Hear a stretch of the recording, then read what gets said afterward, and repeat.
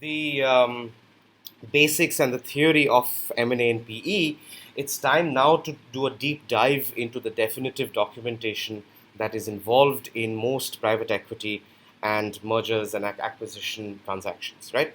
So today we'll start with our discussion of the definitive documentation. We'll start with a share subscription and share purchase agreement, and then eventually we'll move on to a shareholders agreement. So let's take a look at what goes into a share subscription and share purchase agreement.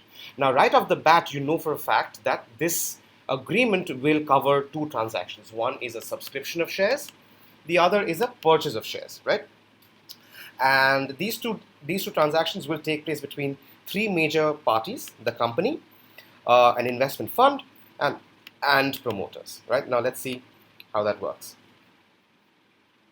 All right. So this share subscription and share purchase agreement is executed in India and Mauritius. Mauritius because the fund name is based out of Mauritius, between the company, the fund, the investor, also known as the investor, and three promoters, which we will consider to be as one. It doesn't really matter how the promoters are being described here.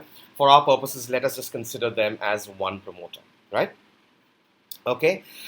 The recitals clause is fairly useful because it gives you a background into why we are entering into this transaction and who the parties are.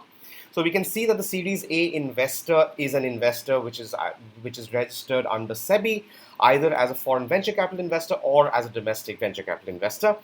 The company is engaged in whatever business it is engaged in, the authorized share capital of the company, as well as the issued and paid up capital of the company, right? Now, what have we agreed on?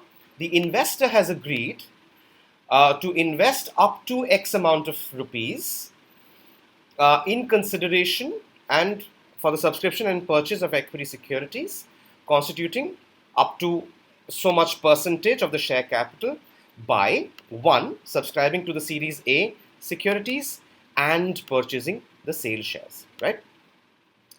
Promoters and the company are now ready and willing to facilitate the investment by the Series A investor and the purchase of sale shares, and the company has agreed to issue and allot the Series A securities to the investor, and the promoters have agreed to sell the sale shares, right? So there are again two transactions happening.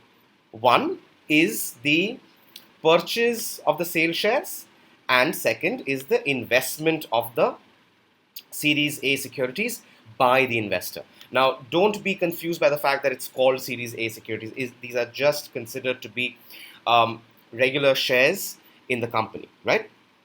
Now, the parties are entering into this agreement for purpose of recording the terms and conditions for the subscription as well as the purchase of the sale shares, right?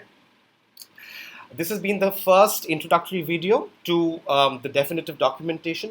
In the next video, we'll talk about the exchange and conditions precedent on which the sale of these shares and the subscription of shares will take place.